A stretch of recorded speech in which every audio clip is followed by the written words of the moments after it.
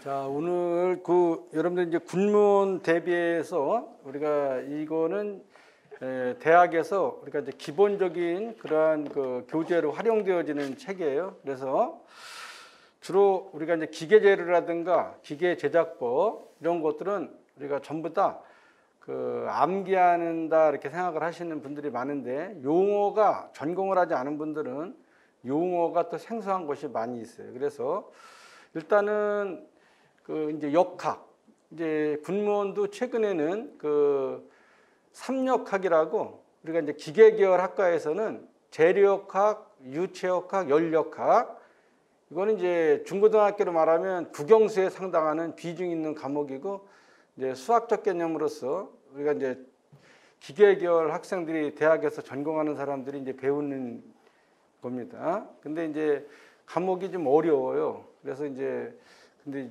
최근에 우리가 이제 공무원 시험도 그렇고 군무원 시험도 그전에는 이제 뭐 간단하게 나왔는데, 최근에는 역학 과목이 좀 비중 있게 또 심도 있게 나오기 때문에 기초적인 사항을 잘 정리를 하시고, 단 군무원 같은 경우는 계산기를 사용하지 않기 때문에 7급 공무원이나 9급 공무원도 계산기 사용 안 해요. 기술직은 전부 다 우리가 이제 이렇게 산술적으로 풀 수 있는 그러한 것들이 나오거나 개념적인 거 위주로 나오기 때문에 그 기본적인 거를 용어를 하나하나 잘 이렇게 정리를 하시고 우리가 또 숙달을 하시게 되면 뭐 단기간에 또 이렇게 하실 수도 있습니다. 그래서 반복적으로다가 이 교재를 이거는 이제 서술적으로 읽는다 이렇게 생각하시고, 요 과정이 끝나면은 우리가 이제 문제를 또 적용하면서 이제 하는 과정에서 조금 더 밀도 있게 정리를 하고, 요거는 이제 개론적인 거다 이렇게 생각하시고 이제 공부를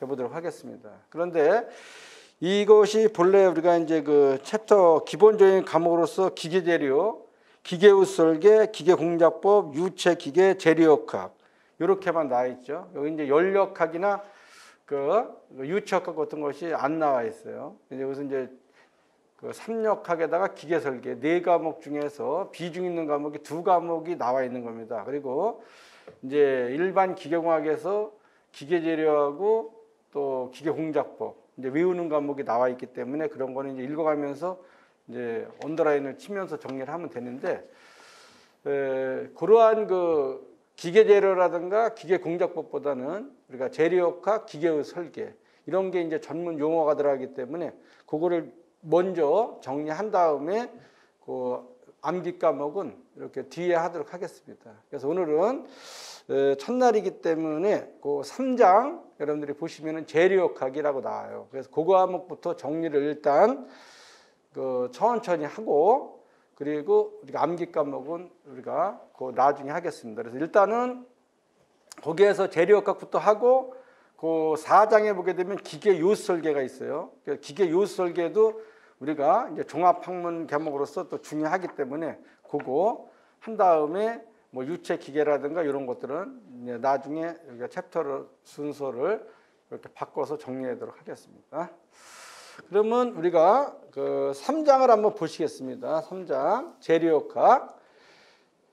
개론적인 거는 읽어가면서 용어를 해석할 수 있도록 그렇게 하겠고, 이제 수식적인 거는 이제 계산 문제 같은 게 이제 복잡하게 나오는데, 일반적으로 다 기계계열 학생들은 우리가 이제 계산기를 눌러서 이제 뭐 기사 자격증이라든가 이런 걸 따지만, 군무원, 공무원 이런 것들은 계산기를 사용 안 하기 때문에 우리가 이제 산술적으로 계산하는 것부터 정리를 하시면 됩니다. 그래서 일단은 기본적인 사항으로서 우리가 이 공학에서는 이 역학 같은 경우 유체역학이나 연력학은 본래 물리학을 우리가 기초로 해서 다루는 거기 때문에 우리가 조금 유니트, 단위라든가 이런 것이 우리가 혼용돼서 질서정연하게 정리를 하지 않으면은 우리가 어렵게 생각하시는데, 요거는 지금 공학 단위도 나와 있고 SI 단위도 나와 있기 때문에 한 번에 이렇게 바꿔서 정리를 하게 되면은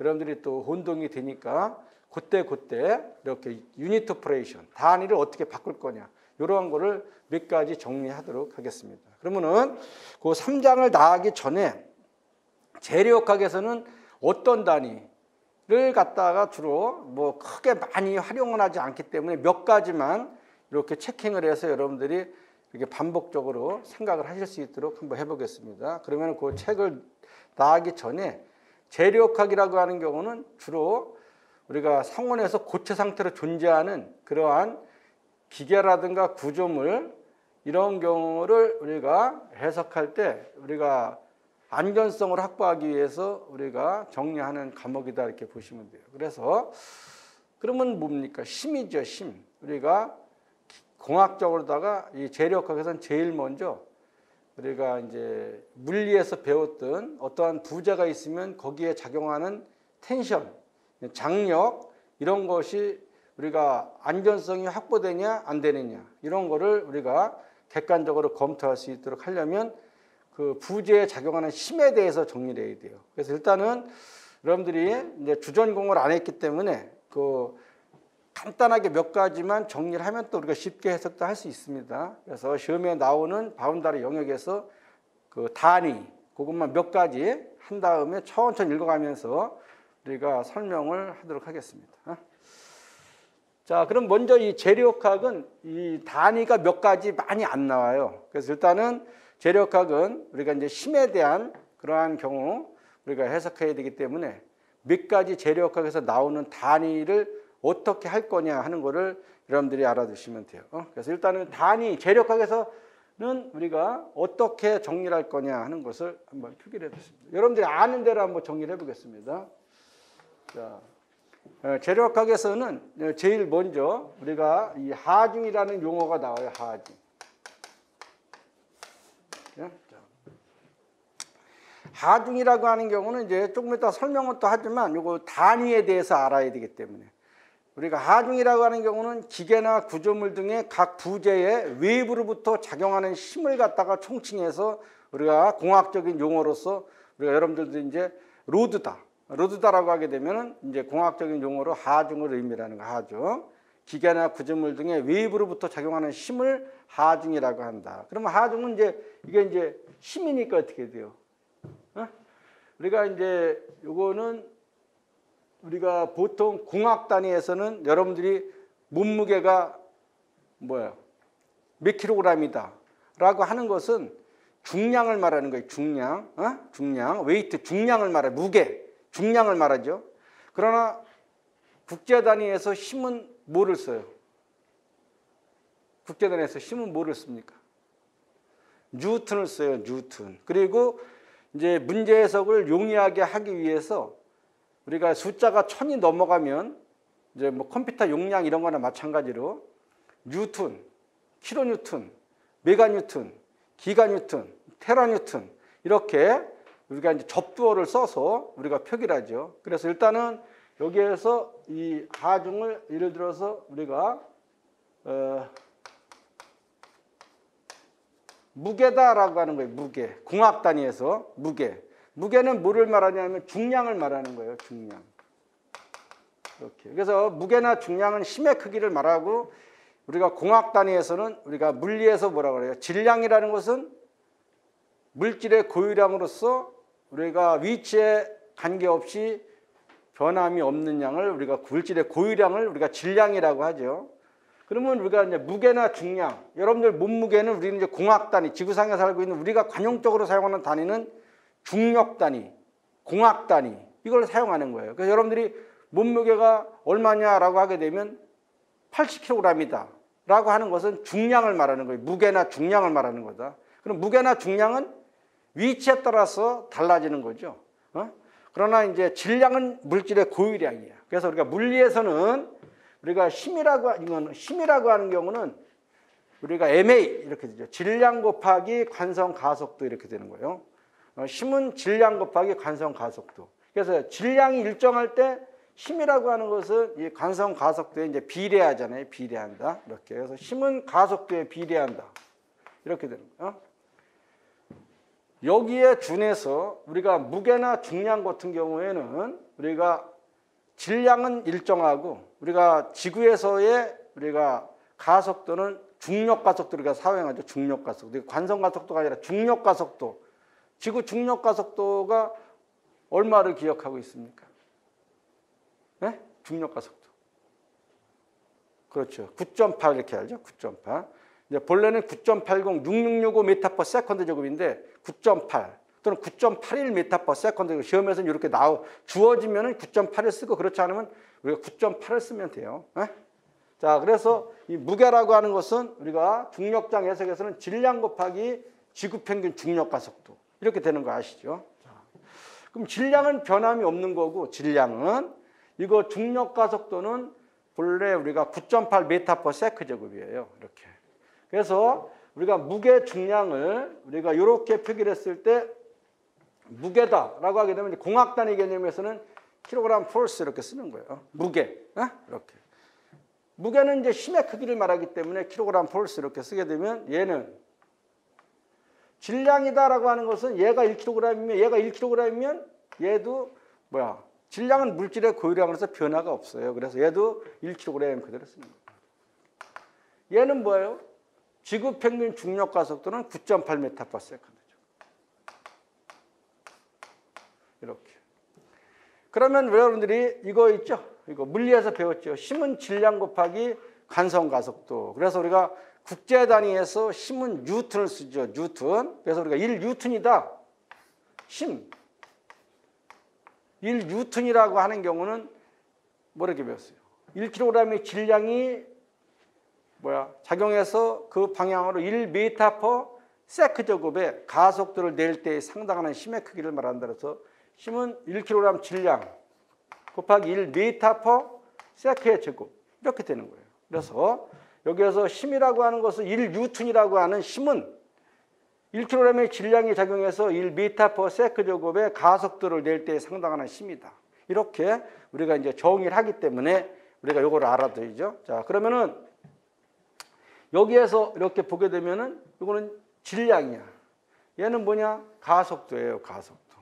그래서 우리가 1kg이라고 하는 것은 1 곱하기 9.8이니까 얘는 얼마입니까? 9.8 뉴턴이 되는 거예요. 9.8 뉴턴. 요거를 암기를 하시면 돼요. 우리가 다 배운 건데. 자, 그래서 1kg은 9.8 뉴턴이다. 이런 힘에 대한 관계를 알아두시는 거예요. 그래서 1kg은 9.8 뉴턴. 요거는 이제 우리가 이렇게 알아서 힘을 갖다가 무게 중량을 이렇게 쓰면 뭐예요? 공학 단위예요. 공학 단위.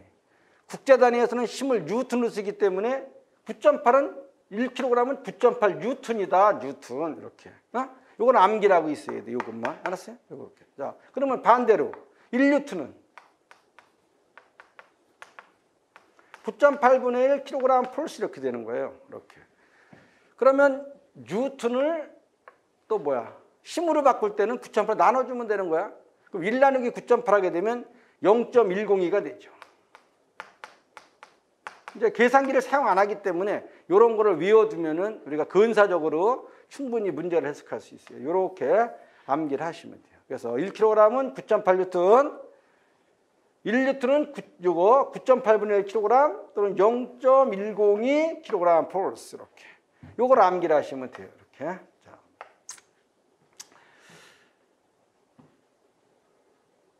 힘을 어떻게 쓰느냐? 이렇게 쓰는 거예요. 자, 그래서 힘을 갖다 바꿀 때 킬로그램이라 쓰면 공학 단위 쉽게, 뉴턴이라고 쓰면 국제 단위, SI 단위라고 하는 거죠. 시스템 인터내셔널 유니트에서 SI 단위. 자, 요거를 우리가 이제 기본적으로다가 이제 질량과 힘의 관계를 알아두는 거예요. 질량이라는 것은 물질의 고유량. 이렇게. 그런데 이 재료학은 힘에 대한 관계를 논하는 데 있어서 우리가 그 책을 이제 기초부터 천천히 읽어가면서 이제 해석을 할 건데 먼저 요구로 한 거는 꼭 알아둬야 돼요. 힘을 킬로그램이라 쓰면 공학 단위, 뉴턴이라고 쓰면 국제 단위, SI 단위. 그러니까 여러분들 몸무게는 뭐예요? 공학 단위지, 공학 단위. 여러분들 몸무게가 80kg이다라고 하게 되면 중량을 말하는 거예요, 중량. 그럼 여러분들 몸무게에다가 얼마를 곱해? 9.8을 곱해주게 되게 되면 뉴턴이 되는 거예요, 뉴턴. 그래서 그냥 그렇게 생각하시면 돼요. 아, 내 몸무게는 중량이다.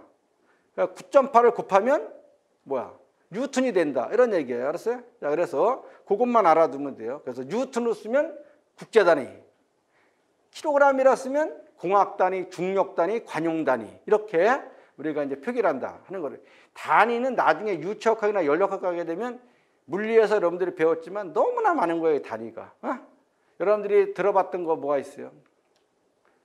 물리에서는 질량이라고 하는 것은 절대로 변함이 없는 물질의 고유량이다. 그래서 CGS계 절대단위, MKS계 절대단위, 또 영국의 애들은 유럽의 애들은 피트 파운드계 단위를 쓰기 때문에 FSS 단위, FPS 단위 뭐 여러 가지 써요. 그렇기 때문에 여러분들도 단위에 대해서 공부를 하면서 많이 했지만 펀더멘탈 유니트, 기본 단위, 또 기본 단위가 2개 이상 모여서 이루어지는 유도 단위 이런 거를 질서정연하게 이거를 다 짝을 맞춰야 되는데 쉽지가 않아요, 이게. 그래서 이제 문제를 정리해서 이렇게 보면은 자기도 모르게 문제를 보면 아, 이거는 공학 단위 문제다.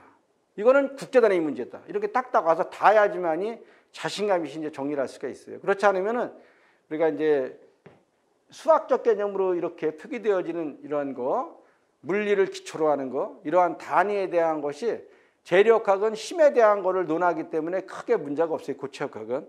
그래서 다만 우리가 이제 재력학이라고 하는 것은 우리가 스트레스, 응력으로 시작해서 스트레스, 응력으로 끝난다라고 하는 그 소거가 있어요. 그래서 응력이라는 게 뭐냐를 잘 이해를 해야 되고 이제 응력을 해석하려면 힘에 대한 해석을 정확히 해야 돼요. 힘에 대한 게 너무나 많으니까. 그래서 그러한 용어가 이제 앞으로 나옵니다. 다만 이제 이렇게 힘에 대한 걸 이렇게 정리를 하고 그 다음에는 뭐를 알아야 되냐면 SI 단위라고 하는 것은 아까도 말씀드렸지만 접두어를 써요. 접두어. 그래서 문제에 답을 낼 때 1000단위 미만으로 답이 나오게끔 이렇게 정리를 하는 거예요. 그래서 그거를 한번 이렇게 외우는 식으로다가 정리를 합니다. 자, 그래서 먼저 힘에 대한 거니까 이렇게 써요. 이게 뭐예요? 1기가 뉴턴이에요. 기가 뉴턴. 어? 요거를 뭐라고 하나? 1GN. 요거는 1기가 뉴턴이야. 1기가 뉴턴이라고 하는 거예요. 1기가 뉴턴. 어?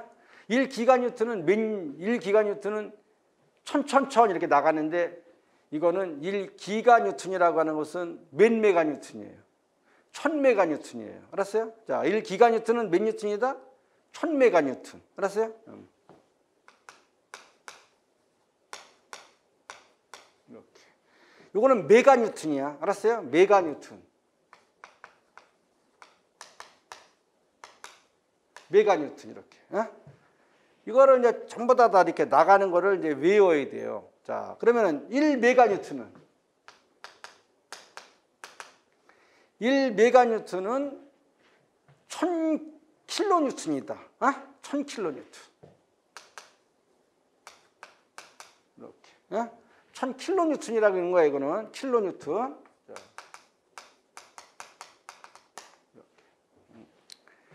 1킬로 뉴턴은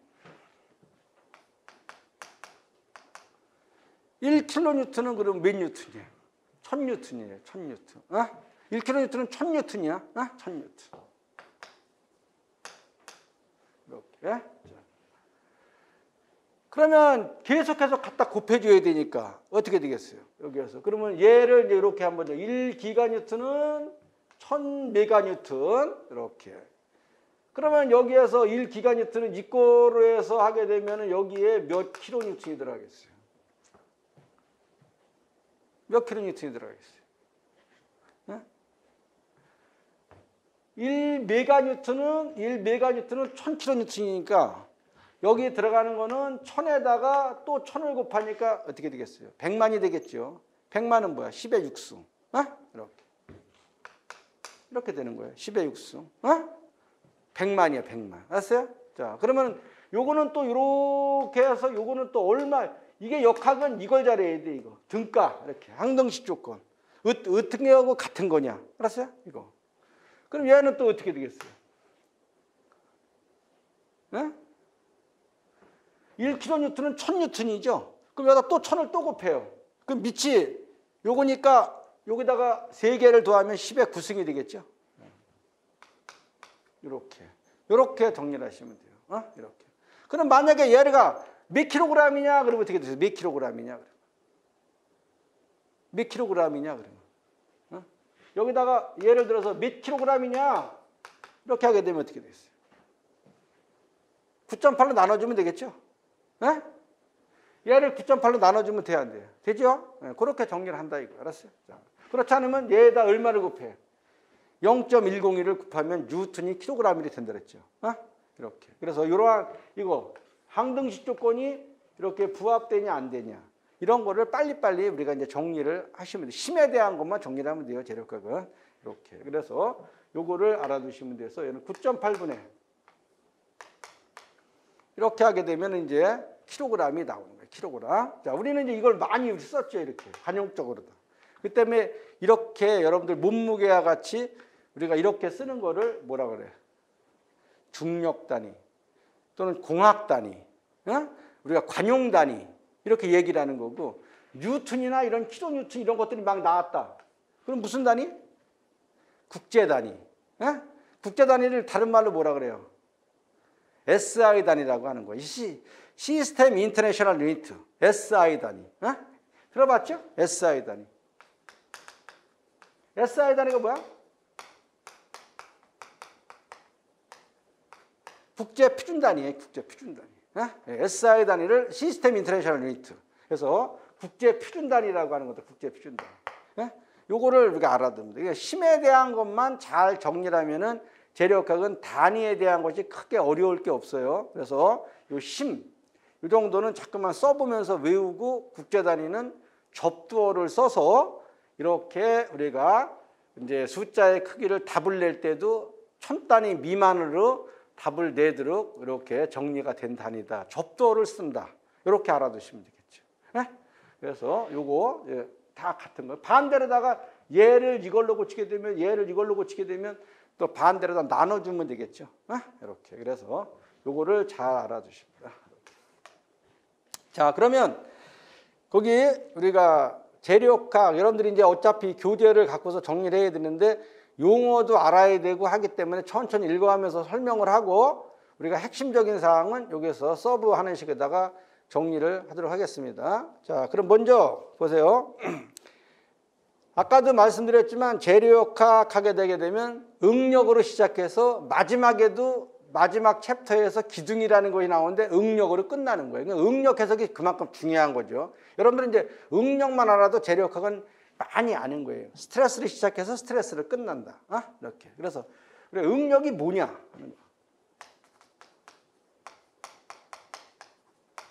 스트레스. 응력을 스트레스라고 그래요. 스트레스, 응력. 자, 응력의 이제 종류도 여러 가지가 있고 그런데 응력을 해석하려면 여기서 나오는 힘, 하중에 대한 거를 잘 알아서 어떠한 부재에 어떠한 하중이 작용하느냐에 따라서 인장하중이 작용하면 인장응력이 발생하고 압축하중이 작용하게 되면 압축응력이 발생하고 전단하중이 작용하면 전단응력이 발생하고 이런 식으로다가 응력이 힘이 어떻게 작용하느냐에 따라서 발생되는 거기 때문에 응력 해석을 잘 해야 돼요. 응력. 그러면 응력 해석을 잘 해야지만이 또 나중에 기계 설계를 또 재력학을 잘 해야지 기계 설계를 잘 할 수가 있는 거예요. 왜? 응력 해석을 제대로 못하면은 같은 조건에서 응력이 큰 게 안전성이 있냐 작은 게 안전성이 있느냐 이런 안전성 확보를 또 잘 해야 되기 때문에 응력이 무척 중요하다. 응력. 자, 그래서 이거는 이제 이 응력이라고 하는 경우는 이제 공대에 다니는 학생들은 기계계열 학생들은 전부 다 재력학을 배우지만 토목과 다니는 학생들은 응용력학을 배우고 건축과 다니는 학생들은 구조역학을 배워요. 이게 다 재력학하고 비슷한데 용어도 거의 비슷해.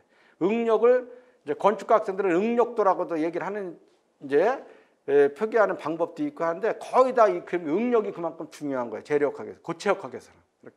그래서 응력이다라고 하는 거를 해석을 하려면 재력학은 응력만 알면 되는 거야. 응력으로 1장에서 응력으로 시작해서 마지막 챕터인 11장에서도 응력으로 끝나기 때문에 그만큼 응력을 여러분들 나름대로다가 잘 이해를 해야 된다. 그러면 이거를 해석을 하기 위해서는 하중에 대한 거를 공부를 해야 돼. 하중. 어떠한 부재에 어떠한 힘이 작용하느냐 하는 거를 알아야 되겠다. 그래서 여기는 지금 말로 나와 있기 때문에 이거를 설명을 한 다음에 오늘은 응력 해석만 확실하게 할 수 있도록 여러분들이 하루에 한 문제씩만 맞춘다 이렇게 생각하시면 돼요. 이렇게. 그래서 응력이 무척 중요하다. 그리고 이제 용어도 여러분들이 처음 들어보는 거기 때문에 천천히 이렇게 설명을 한번 하도록 하겠습니다. 자, 그럼 교재를 한번 읽으면서 해석을 해보도록 하겠습니다. 먼저 재력학 하게 되면 자동차나 항공기의 선박 등을 비롯한 각종 기계류, 교량, 건축 등의 구조물을 여러 가지 재료를 조합해서 만들어지는데 이들을 구성하는 부재는 여러 가지의 원인에 의해서 힘이 작용하고 있다. 힘에 대한 것을 잘 해석을 하는 거예요. 힘. 자, 그래서 각 부재는 적정한 강도와 강성을 가져야만 그 기능을 충분히 발휘할 수가 있다. 이렇게 돼 있어요. 그래서 제일 먼저 거기 하중하게 되면 이제 하중에 대한 거를 간단하게 논하겠어요. 객관식 문제인 경우에는 하중에 대한 종류가 아닌 것은 어느 것이냐. 또 하중은 동하중이 있고 정하중이 있는데 이런 종류 같은 거는 그냥 외워둬야 돼요. 이렇게 왜? 시험에서 다음에서 동하중이 아닌 것은 어느 것이냐 이렇게 나오기 때문에 그래서 이런 종합적인 이러한 것들은 알아둬야 됩니다. 그래서 일단은 하중 잘 알아둬야 돼요. 하중을 정확히 알아야지 응력을 정확히 해석할 수가 있는 거기 때문에 자 그래서 하중 거기 책에 나온 대로 다 하중에 대해서 한번 정리하겠습니다. 하중은 아까 얘기했지만 로드다 이렇게 해서 로드 이건 공학적인 용어예요. 로드가 걸렸냐 안 걸리냐 이렇게 해서 주로 이제 전문 용어나 마찬가지죠. 로드다 하게 되면 하중을 말하는데 하중은 이게 수식적인 경우를 하려면 공식이 또 나와야 돼요. 그래서 하중은 기호를 갖다가 책마다 다 다른데 대문자로 써요. 대문자. 하중은 대문자 P로 쓰는 책도 있고 또는 W로다가 쓰는 책도 있고 또는 Q로 쓰는 책도 있는 거예요. 이렇게. 그러면 이거는 뭐래요? 응?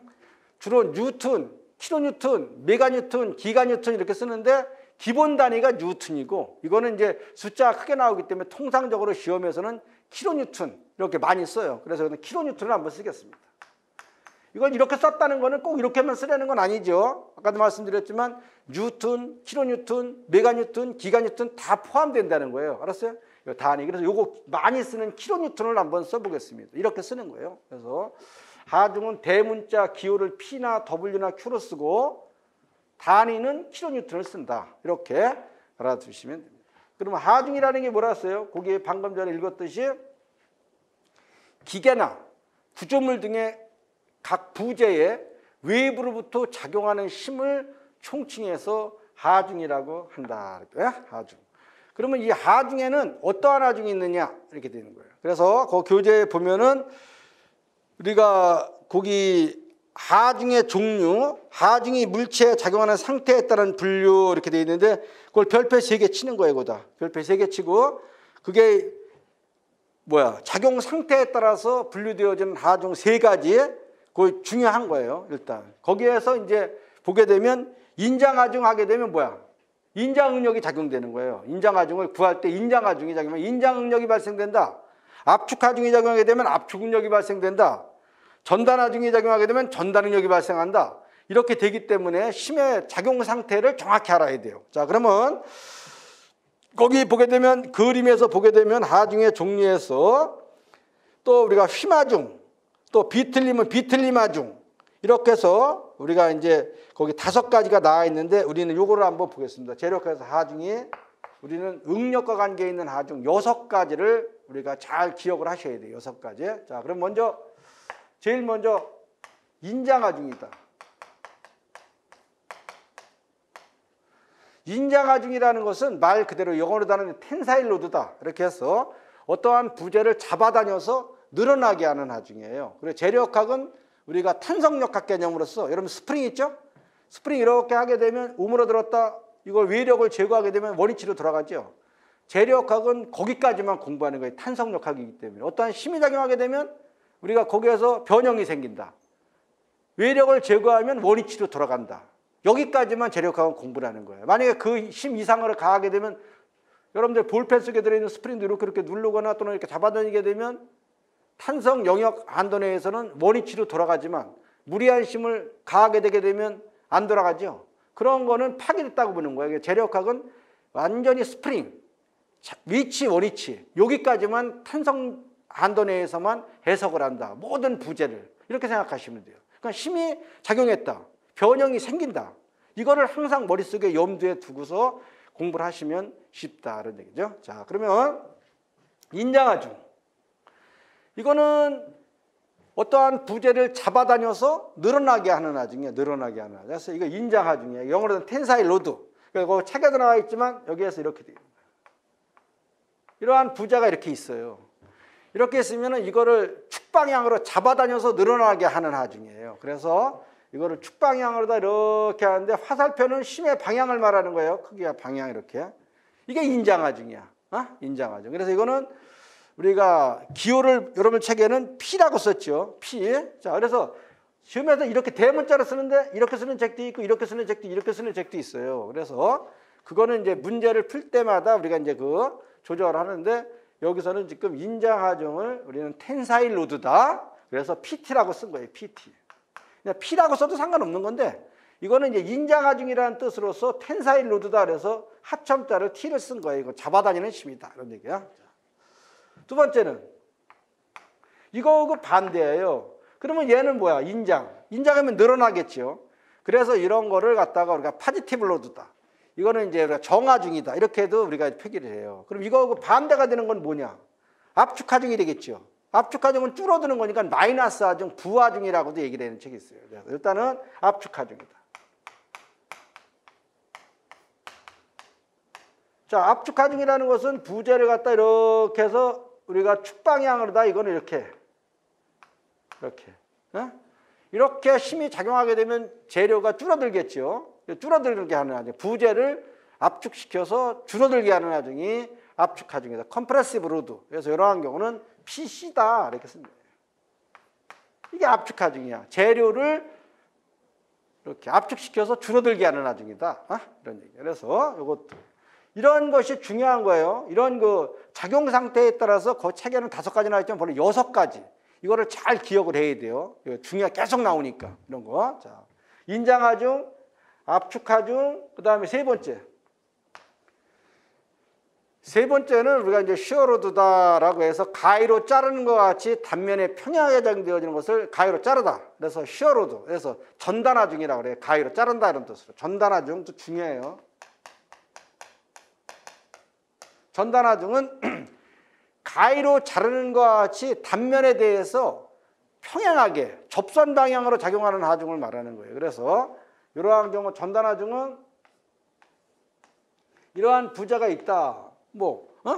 그러면 여기도 책에도 나와 있는 것처럼 가위로다가 이렇게 자를 수도 있고 이렇게 자를 수도 있죠. 자, 그러면 이제 이러한 경우를 전단하중이라는 것은 이거를 갖다가 가위로 이렇게도 자를 수 있고 이렇게도 자를 수 있는데 이거는 이제 이렇게 여기를 전단면으로 보는 거예요. 이렇게 잘라지는 면으로 보게 되면 가위로 이렇게 이 단면에 대해서 평행하게 가위로 자르는 것 같이 그렇게 작용되는 서로 이렇게 밀어가지고 이렇게 자르는 이러한 거를 전단하중이라는 거예요. 그래서 그 책에 보게 되면 나 있죠. 시어로드 여기에 이렇게 이쪽에서 이렇게 그러면 이쪽에 똑같은 극의 힘이 반대로 이렇게 밀어줘야지만이 이것이 잘라지겠죠. 이렇게. 그래서 이렇게 이 단면에 대해서 잘라지는 면에 대해서 이거는 평행이야. 평행. 이렇게. 그래서 전단하중을 평행. 이거를 나중에는 접선, 텐젠셜. 그래서 접선하중이라고 드리는 거예요. 이걸 평행하다. 잘라지는 면에 대해서 평행하게 작용하는 하중. 그래서 전단하중을 접선하중이라고도 얘기를 해요. 접선. 텐젠셜 로드다. 이렇게. 이거 세 가지가 무척 중요한 거예요. 단순하게 해석할 때는 이 세 가지가 무척 중요한 거야. 그래서 이 세 가지를 잘 알아두고 우리는 몇 가지? 6가지를 한번 생각해 본다 그랬어요. 6가지를.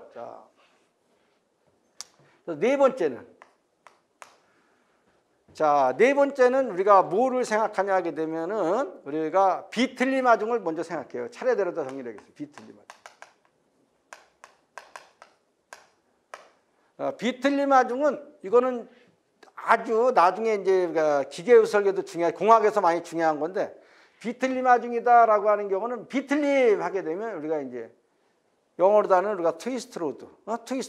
트위스트 하면 몸을 꼰다는 뜻으로서 이렇게 정의되기 때문에 이거는 축을 비틀어서 파괴시키려는 하중을 말하기 때문에 이 비틀림 하중은 축을 비틀어서 파괴시키려는 하중이다. 그래서 얘는 축에서 중요시하다. 축을 비틀어서 파괴시키려는 하중이 비틀림 하중이다. 이렇게 보면 돼요. 축에서 중요시되는 하중이다. 이렇게 보면 돼요. 비틀림 하중. 축을 비틀어서 파괴시키려는 하중. 이것이 비틀림 하중이에요. 이렇게. 그 다음에 5번째는 굽힘 하중.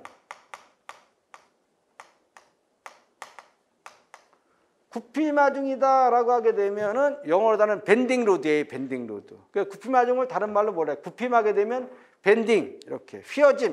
그래서 이걸 휘마중이라고도 하죠. 그 책에서는 뭐라고 했어요? 휘마중이라고 하는 거예요. 휘마중. 구피마중, 휘마중 이렇게 똑같은 얘기죠. 영어로 하면 밴딩 로드니까 밴딩 로드. 그러니까 이거는 아주 중요한 건데 이거는 이러한 작용 상태에 따른 경우는 응력과 관계가 있는 거예요. 그래서 여러분들이 그렇게 생각하시면 돼요. 어떠한 부재에 인장하중이 작용한다면 인장응력이 제로 대비해서는 인장응력이 발생하는 거고 저항력으로서 파괴되지 않으려고. 압축, 압축응력. 전단, 전단응력. 비틀림, 비틀림응력. 굽힘, 굽힘응력. 다 응력이 발생되는 어떤 힘에 따라서 저항력이. 알았어요? 그거 너무나 중요하기 때문에 이렇게. 얘는 재력학에서 가장 나중에 중요한 부분이 어디냐면 보야, 보. 보를 영어로 다 빔이라고 하는데 재력학 하면은 공부한 사람들은 보가 어렵다 이렇게 생각해요. 보. 이거는 이제 보를 갖다가 뭐야?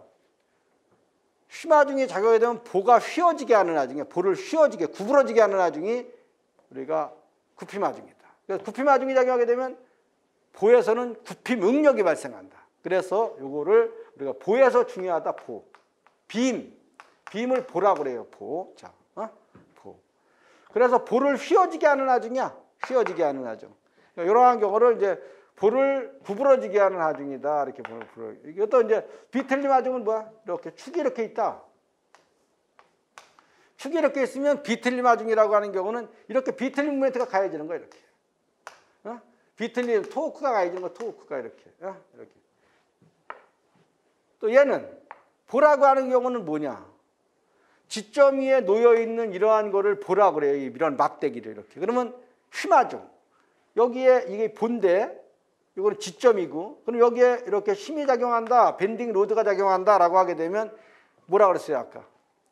무조건 되고 힘이 작용하면 어떻게 돼요? 변형이 생긴다 그랬죠. 변형. 그러면 얘가 힘이 작용하게 되면 이렇게 있던 것이 이렇게 휘어지겠죠. 이렇게. 힘을 제거하면 어떻게 돼? 원래 위치로 돌아가는 거예요. 알았어요? 이거. 무조건 되고 힘이 작용하면 반드시 디포메이션, 변형이 생긴다 이거야. 이렇게. 보 같은 경우는 나중에 이걸 처짐이라고도 하죠. 처짐이 생겨. 힘을 제거하면 원위치로 돌아가. 이거를 우리가 구피마중이라고 그러는 거. 구피마중. 이렇게. 그래서 구피마중이 작용하면 무슨 응력이 발생하냐? 구피응력이 발생하는 거예요. 구피응력. 이렇게 다 그러니까 이렇게 알아두십니다. 그럼 여러분들 책에는 여기 5가지만 나와 있죠. 그런데 재료역학 맨 마지막에 가면은 칼럼, 롱칼럼, 기둥이 나오는데 기둥에서는 좌구라중이라는 것이 나와요. 좌구라중. 임계하중, 좌구라중 것이고. 그러다 그냥 저거만 넣습니다. 나중에. 좌구라중이라는 것이 나온다. 좌구라중.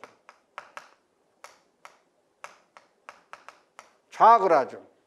좌구라중은 이제 영어로 버클링 로드다라고 해서 좌구라중은 우리가 예를 이제 P, B 이렇게 쓰기도 하고 좌구라중을 우리가 크리티컬 로드다. 임계하중이라고 얘기하는 책도 있어요. 임계하중. 똑같은 얘기예요. 임계하중. 임계는 이제 크리티컬 로드에서 최대 하중으로서 얘를 PCR을 이렇게 써요. 임계하중은 뭐라고 쓰냐? 얘는 이렇게 쓰는 책도 있어요. 좌구라중, 임계하중. 같은 의미로서 이렇게 기호를 이렇게 쓴다. 그럼 좌구라중은 뭐냐? 좌구라중이라는 것은 단면적에 비해서 길이가 길다란 재력학 맨 마지막에 배우는 건데, 그 여기도 이제 좌구라중이 생기면 뭐가요? 좌구응력이 생기는 거야. 그렇게 해서 이제 응력으로 끝나는 거예요, 재력학이. 그래서 이건 재력학에서 나오는 작용 상태에 따른 분류 6가지는 잘 기억을 해야 되는 거다. 그래서 좌구라중이 작용하게 되면 좌구응력이 발생해요. 그래서 이거는 뭐야? 좌구응력이라는 것은 이게 긴 기둥이에요. 기둥 이게 기둥. 이 단면적에 비해서 길이가 길다란 이런 기둥인 경우에는 이 좌구라중이라고 하는 경우는 PB. 좌구라중이라는 것은 뭐냐게 되면 거의 다 기둥은 압축하중을 받지만 압축하중을 받지만 탄성한도에 의해서 이 단면적에 비해서 길이가 길다란 이러한 기둥인 경우에는 가로 방향마다 확 휘어지는 거예요. 이렇게. 그래서 얘가 좌구라중이라는 것은 얘가 이렇게 휘어진다. 이렇게. 이렇게 확 휘어지는 거를 좌굴하중이라고 하는 거예요. 좌굴하중. 봤어요? 이렇게. 그래서 이런 걸 좌굴하중이라고 그래. 이렇게 힘이 길이가 길다란, 요 면적에 비해서 길이가 길다란 기둥인 경우에는 힘을 받으면 얘가 휙 이렇게 휘어지는 거예요. 이렇게. 이렇게 작용되는 하중을 좌굴하중이다. 이렇게 얘기를 하는 거예요. 그래서 요렇게. 그래서 작용 상태에 따라서는 이렇게 정리를 하시면 됩니다. 작용 상태에 따라서. 그래서 인장하중이 작용한다. 재료 내부에서는 인장응력이 발생한다. 얘는 압축응력이 발생한다. 얘는 전달응력이 발생한다. 재료 내부에서. 저항력이야 응력은 나중에 조금 이따 배우겠는데. 자, 얘는 비틀림 응력이 작용한다. 얘는 굽힘 응력이 작용한다. 얘는 이런 힘이 작용하게 되면 좌굴 응력이 작용한다. 응력이라고 하는 것은 하나의 우리가 저항력 개념으로 보시면 돼요. 파괴되지 않으려고 하는 거. 그래서 이렇게 정리를 해서 거기 책에 보면은 그 그림상에서 이렇게 쭉 해갖고 나와 있죠. 근데 또 이제 이거를 이 힘이 재료학과 전반적인 걸 공부하려면 작용 상태에 따라서 6가지가 제일 중요하고 속도를 고려했냐 고려하지 않냐에 따라서 우리가 스태틱 로드와 다이내믹 로드, 정하중과 동하중, 또 우리가 이제 힘에 대한 종류에서 균일분포하중, 집중하중 여러 가지로 나눠지기 때문에 이런 용어를 읽어가면서 여러분들이 아 이건 이런 의미구나 하는 의미적인 표현만 이해할 수 있도록 일단 처음에 하시면 되기 때문에 읽어가면서 핵심적인 사항만 정리를 하시면 됩니다. 자, 그러면 거기 우리가 이제 종류까지만을 한번 쭉 해서 하중의 종류까지만을 밑에까지만 정리를 한번 하겠습니다. 이렇게. 자, 그러면 이제 시험에서 많이 나오는 게 뭐냐 하게 되면 이런 것도 이제 나중에 응력과 관계이기 때문에 중요하지만 거기 보면은 하중이 물체의 속도에 따른 분류 이거 있죠? 자, 그래서 정하중이다. 정하중이라는 것은 어느 무게의 물체를 올려놓거나 매달았을 때 정지하고 변화하지 않는 하중, 또 아주 조금씩 증가하면서 작용하는 하중도 정하중으로 본다 이렇게 했어요. 그래서 정하중을 우리는 정하중이 뭐야? 속도를 얘는 속도 변화를 무시한 거예요. 정하중은 정하중을 우리는 뭐라고 하냐 하게 되면 말 그대로 스테이틱 로드다 이렇게. 그럼 정하중이라고 하는 경우는 거기 나와 있는 데다 속도 변화를 무시하고 정하중이라고 하는 경우는 우리가 가만히 천천히 작용되는 하중 또는 이거는 재료 자체의 무게를 말하기 때문에 이 정하중을 우리가 네들로드 주근하중이다. 그래서 정하중을 우리가 요거 이제 정하중 중에서도 재료만에 의한 무게에 대한 거를 사하중이다, 주근하중이다 이렇게 얘기를 해요. 그래서 정하중 이거는 속도 변화를 무시하고 또 우리가 정하중 중에서는 점가하중, 그래주얼리 로드, 인크리즈 로드, 점가하중은 정하중으로 취급한다 이거야. 이제 서서히 하중이 증가되는 이렇게 점진적으로 서서히 힘이 작용되어지는 인크리즈 로드, 또 그래주얼리 로드 이렇게 돼서 점가하중은 정하중으로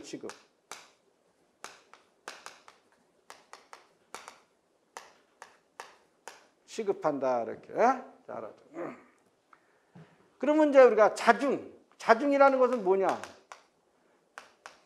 자중이라는 것은 재료의 무게를 말하는 거예요. 재료의 무게.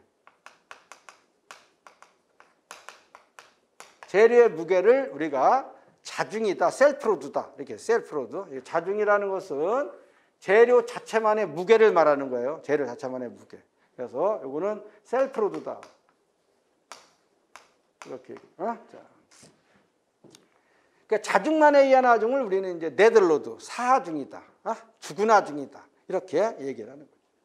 그 교재에 보면 이제 거기 동하중의 종류를 4가지 거기에 별표에 체크를 해요. 그 물어보는 거예요. 동하중. 자, 종류에서 동하중. 재료학에서 말하는 동하중에는 우리가 4가지를 알아두는 거예요. 요거 중요한 거예요. 시험에서 나중에 문제 풀 때도 많이 나오죠. 동하중. 동하중이라는 것은 영어로 하는 다이내믹 로드다. 다이내믹 로드다 이렇게 해서 동하중. 동하중은 우리가 재료학에서 말하는 동하중이라고 하는 경우는 4가지를 거기 나와 있죠. 4가지. 그걸 전부 다 우리가 알아두는 거예요. 제일 먼저 반복하중이다. 반복하 중이다. 그냥 쭉 외워두시면 돼요. 자, 두 번째, 교번화 중이다. 올터네이티브 로드. 올터네이티브 로드, 리피티드 로드. 이거 반복하 중은 리피트 로드. 리피트. 얘는 뭐예요? 하중의 크기가 같은 것이 한쪽 방향으로만 계속 작용되는 거. 리피트. 이렇게. 그래서 얘는 방향이 하나라는 거. 이건 한쪽 방향으로만 작용되는 거예요. 반복하중은. 얘는 교번하중. 이거 이제 중요하죠. 시험에서. 교번하중. 많이 시험에 나와요. 교번하중은 영어로 단어는 올터네이티브 로드. 얘는 인장력과 압축력이 플러스 마이너스. 인장력과 압축력 이렇게 밀었다, 압축했다, 당겼다 이렇게. 압축, 인장이 상호 거듭되는 하중으로서 얘는 이거하고 다른 점은 얘는 방향이 두 개라는 거예요. 플러스 마이너스. 인장력과 압축력이 플러스 마이너스. 인장 압축이 상호 거듭되는 하중을 우리가 교번하중이다. 그래서 요거하고 다른 점은 얘는 한쪽 방향으로만 계속해서 반복돼서 이렇게 작용되는 거지만 얘는 밀었다 당겼다 밀었다 당겼다 해서 인장 압축. 거기 나와 있죠? 이렇게. 요거랑 경우는 인장 압축이 상호 거듭되는 하중으로서 얘는 방향이 두 개라는 거. 요것이 우리가 다른 거다. 교번하중. 인장력과 압축력이 상호 거듭되는 하중. 이렇게. 왕복동식 정지 거기에 왕복동식. 뭐 압축기에 작용되어지는 우리가 힘. 이런 걸 교번하중이라고 합니다. 세 번째는 우리가 충격하중이 있어요. 충격하중. 임팩트 로드, 임펄시브 로드. 충격하중. 종류만 알아두면 돼. 충격하중. 이것도 우리가 잘 알아야 돼요. 충격하중. 임팩트 로드, 임펄시브 로드. 충격하중이 작용하게 되면 아주 위험한 거예요. 충격하중은 뭐냐 얘는? 거기 나와 있죠. 아주 짧은 시간에 순간적으로 급격히 작용되는 하중이 충격하중이에요. 그래서 이런 거는 벽에다가 못을 박을 때 망치에 가해지는 순간적으로 망치에 가해지는 하중을 임팩트 로드 이렇게 볼 수가 있는 거예요. 충격하중. 아주 짧은 시간에 급격히 작용되는 하중을 충격하중이라고 한다. 그다음에 네 번째. 네 번째는 우리가 이제 영어로 하는 트래블링 로드 또는 무빙 로드 이렇게 해서 이동하중이라는 것이 있어요. 이동하중. 이동하중. 교량 위의 우마의 이동, 레일 위의 기차의 이동 이렇게 작용되는 것을 우리는 트래블링 로드다, 무빙 로드다 이렇게 해서 네 가지가 있죠. 이렇게 시험에서 요거는 많이 나오는 겁니다. 이렇게 다음에서 동하중이 아닌 것은 어느 것이냐? 이렇게 그래서 요거 네 가지 반복하중, 교번하중, 충격하중, 이동하중 이렇게 네 가지 거기 나와 있는 걸 잘 외우시기 바랍니다. 이렇게 읽어보시면서. 자, 그러면 2번까지 하고 뭐 잠깐 쉬었다가 하도록 하겠습니다.